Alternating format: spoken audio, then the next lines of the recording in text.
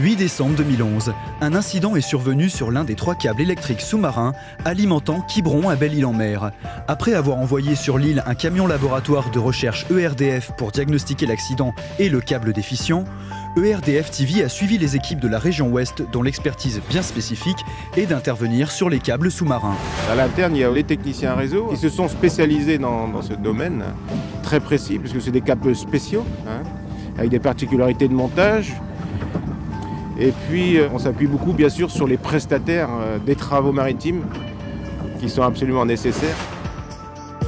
Une équipe de scaphandriers est venue nous prêter main forte pour repérer le défaut de manière plus précise. Nous leur avons donné une zone en leur communiquant 4 coordonnées GPS pour visiter la zone pour retrouver le câble et le défaut. On a injecté en même temps une tension sur le câble, ce qui leur a permis de voir des bulles et des petites flammes qui sortaient du défaut. Avec ces interventions délicates, ERDF est amené à faire cohabiter des techniques différentes. En effet, en 1975, le câble a été posé sur toute sa longueur à 26 mètres de profondeur entre Quiberon et le Palais à Belle-Île. En raison de plusieurs pannes, une partie du câble a été remplacée en 1984 par un nouveau câble de technologie nouvelle, ce qui complique l'opération de cette expertise qui a pour but avant tout d'isoler le défaut. Ce câble est composé d'une lame conductrice, ensuite d'une enveloppe isolante et ensuite de vergettes acier qui le protègent des effets de la corrosion, des effets de son frottement sur le sol.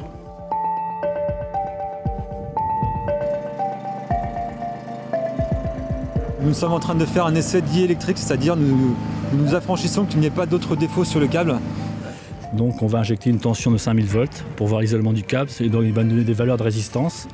Et après on fera un deuxième contrôle avec un essai diélectrique qui permettra de monter à 20 000 volts. Et si ça tient en tension, ça veut dire que le câble il est bon, quoi. On injecte. L'essai est positif. Après l'essai diélectrique sur les 2 sections de câble qui ne confirment aucun autre défaut, le câble est remis à l'eau après avoir été étanchéisé. Demain, nous allons nous retrouver avec l'expertise câble sous-marin, les câbliers et le pilote de l'opération pour décider d'une réparation dans les plus brefs délais. On est très dépendant de la météo. Là, on se retrouve après la tempête Joachim, du coup avec énormément de sédiments en suspension qui rendent l'eau très trouble et l'intervention des plongeurs très difficile. Et le temps limité des plongeurs à 30 minutes, donc du coup des interventions très minutées au fond.